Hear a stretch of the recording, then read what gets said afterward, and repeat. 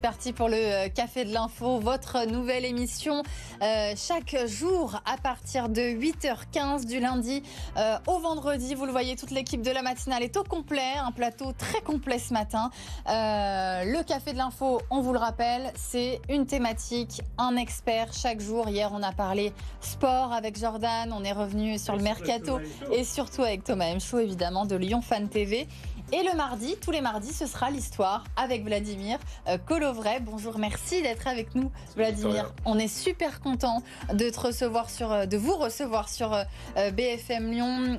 Vous êtes professeur d'histoire, historien de la ville de Lyon, et vous vous occupez du compte Instagram à l'époque. Peut-être que les téléspectateurs connaissent. Est-ce que vous pouvez nous expliquer en quelques mots en quoi consiste ce compte Instagram ? À l'époque, .short, sur ce compte, je traite de l'histoire de la ville de Lyon, de ses anecdotes, de la culture lyonnaise, mais le but c'est de partager ça avec le plus grand nombre possible. Et allez voir donc à l'époque .short sur Instagram. On retrouvera après le Café de l'Info l'histoire du jour, évidemment, avec Jordan. Jordan, rapidement, on parle de quoi ce matin ? Eh bien, on va parler de crypto-monnaie. C'est un petit peu moins ancien que toute l'histoire, etc. Mais il y a une Lyonnaise qui veut justement populariser ça en France. Voilà, on verra ça juste après. Juste après le Café Histoire. C'est parti. Alors aujourd'hui, Vladimir, pour la première de la saison, on va parler de La Part-Dieu, pas de la gare de La Part-Dieu, mais bien du centre commercial, puisque dans quelques jours, il va fêter ses 50 ans. Et ouais, La Part-Dieu, le centre commercial La Part-Dieu, La Part-d'Ave. La Part-d'Ave. Ah oui, d'ailleurs, j'avais une question, pourquoi on dit Part-d'Ave ? Enfin, Ave. Alors c'est une très bonne question. Je demanderai à Même de Lyon. Eh ben ouais, à Même de Lyon, on l'a déjà reçu sur BFM Lyon. Et puis vous nous direz la semaine prochaine si vous avez. En général, les mots qui finissent par Ave, ça pourrait venir du javanais. Dans le parler lyonnais, il y a beaucoup de mots qui terminent comme ça et qui viennent de ça en fait, qui ont cette origine. Voilà. Ça y est, on commence déjà une deuxième chronique. Voilà. Alors, vous avez gagné La Part-d'Ave, pardon. Alors, le 8 septembre 1975, La Part-Dieu est arrivée. Et ce qui est très intéressant, c'est que dès le début, en fait, c'est un projet gargantuesque, parce qu'en fait, ça avait quasiment jamais été fait en France. Historiquement, après la Seconde Guerre mondiale, les centres commerciaux, ils avaient pour habitude d'être construits en fait en périphérie des villes, là en fait où il y avait de l'espace. Et en fait, le culot de La Part-Dieu, c'est d'avoir construit cet immense centre commercial en plein cœur. C'est ça, en plein cœur du 3e arrondissement, dans une zone où il y a une grosse densité de population et une très forte urbanisation. Et donc le fait de l'avoir construit ici, ça a été un vrai défi. Pourquoi ce centre commercial au milieu de toutes ces grandes tours dans le quartier de La Part-Dieu ? En fait, après la Seconde Guerre mondiale, on va dire, au début des années 60, il y avait une vraie volonté de décentraliser Paris. Et pas qu'en politique, là on parle vraiment sur le volet économique. Et donc, à Lyon, ça va se traduire par tout le quartier de La Part-Dieu, donc le centre commercial, mais aussi le centre des affaires. Faut pas oublier qu'il y a ça à côté. Deuxième centre d'affaires de France, même encore. Vous avez révisé, Jordan, dis donc. Exactement. Et donc, la mairie de Lyon, en fait, avec le maire de l'époque, Louis Pradel, va lancer le projet en 1960 et ça va mettre une dizaine d'années à voir le jour. Et c'est comme ça que, en 75, La Part-Dieu va ouvrir. Ce qui est intéressant, c'est que la municipalité, en fait, elle a mis beaucoup de temps à racheter tous les terrains. D'ailleurs, vous savez à qui ça appartenait? Ça, c'est assez marrant. Pas du tout. Ça veut dire une colle. On n'a pas assez révisé. Le terrain de La Part-Dieu, à peu près du centre commercial actuel, en fait, c'était une immense caserne militaire qui datait de Napoléon III. Ouais. Il faut se dire, moi, ça me fait toujours marrer quand j'étudie le truc, c'est qu'avant les magasins, les cinémas, les restaurants, il y avait plus de 3000 soldats qui étaient issus de l'infanterie, de l'artillerie, de la cavalerie. Et d'ailleurs, petite anecdote, bonus, le parking des cuirassiers et la rue des cuirassiers, c'est un clin d'œil direct à ça. En fait, un cuirassier, dans l'Ancien Régime, c'était un soldat lourd qui avait une grosse armure et qui souvent montait à cheval. Voilà. D'accord. C'est complètement. Vous avez bien fait venir, hein. On est ça. Donc c'est tout le quartier de La Part-Dieu qui va après progressivement sortir de terre. C'est ça. En fait, là on parle du centre commercial, c'est son anniversaire.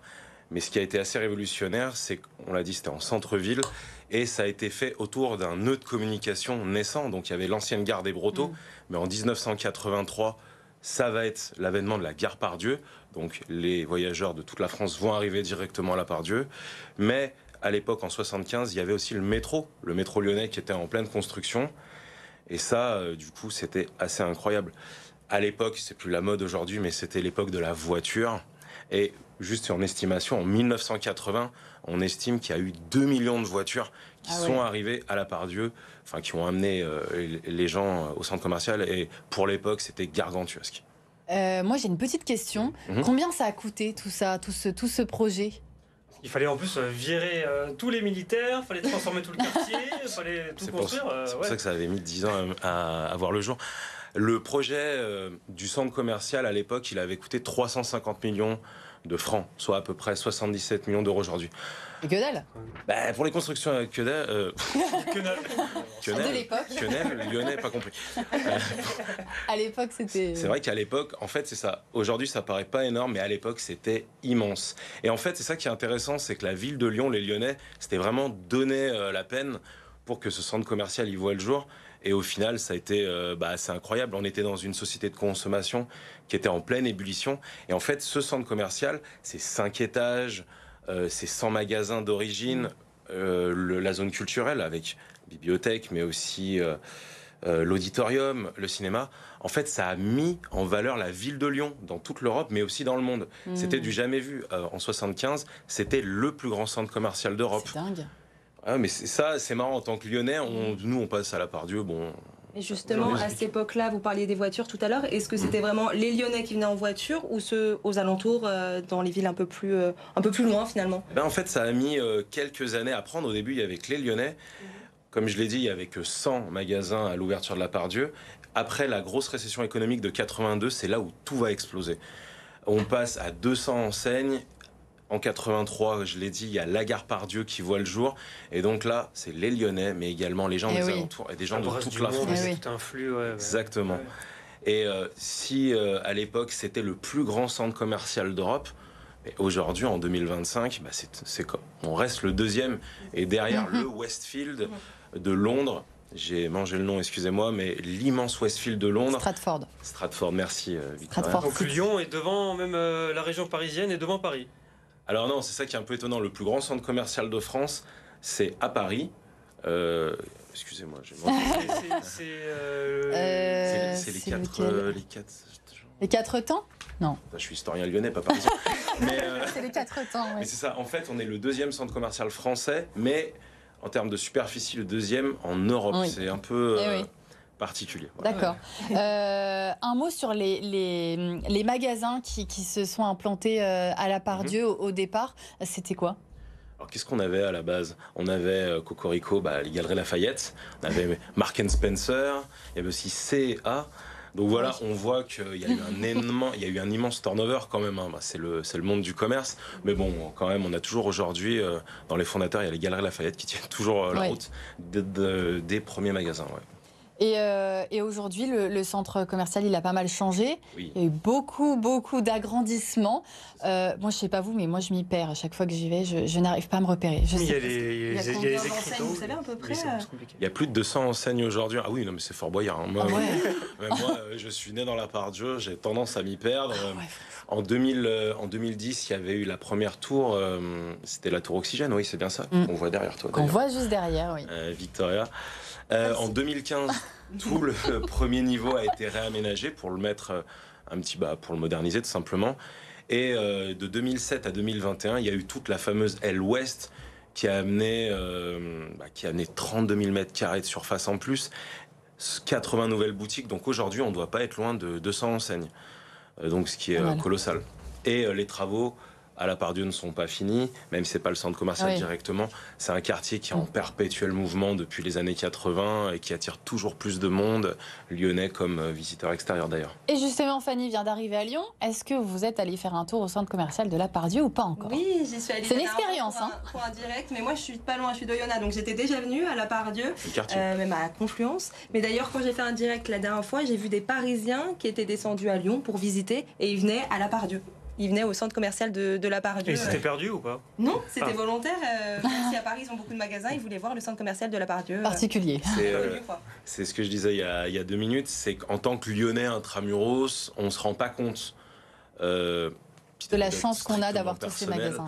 J'ai une amie qui est venue à Lyon pendant les vacances Et elle était impressionnée par la Part Dieu. Elle m'a dit cette phrase, mais il faut 2 jours pour tout visiter. Nous, en tant que Lyonnais, on la voit depuis qu'on est petit, on se dit ouais, non, peut-être pas. Mais du coup, c'est vrai que c'est quelque chose de très impressionnant. Et il y a ce côté lieu de vie qui est cool à la Part Dieu. On vient pas juste pour acheter 2-3 choses dans les magasins. Il y a le côté... Bon, on reste dans les magasins. Il y a un hypermarché, mais c'est aussi tout un lieu de vie. Il y a des concerts qui sont organisés. À Noël aussi, je me souviens, il y a le Père Noël qui est là. Je vais le voir tous les ans. C'est ce que j'allais dire, parce que en fait, c'est plus simplement un lieu de business où on vient acheter dans des boutiques. Il y a aussi, on peut venir le dimanche quand les magasins sont fermés, aller faire de l'acrobranche, de l'escalade, pardon. Vous pouvez aller manger, vous pouvez aller au cinéma. Voilà, vous pouvez faire des activités pour les enfants. Je sais plus s'il existe encore. Mon Dieu, j'ai pas fait mon travail. Il y avait un bowling à l'époque. J'y allais souvent quand j'étais jeune. Je ne sais pas. Là, vous nous posez une colle. Je sais pas du tout. Mais en tout cas, c'est un vrai lieu de vie. Et n'hésitez pas, d'ailleurs, très chers téléspectateurs, si vous souhaitez nous donner votre avis sur le centre commercial de la Part Dieu, vous scannez le QR code qui va s'afficher dans quelques instants sur votre écran. Vous le voyez, le QR code. Et puis, vous pouvez nous envoyer un petit message ou bien écrire directement à l'adresse mail ou au numéro de téléphone de la rédaction. Merci beaucoup, Vladimir, pour ce Café Histoire.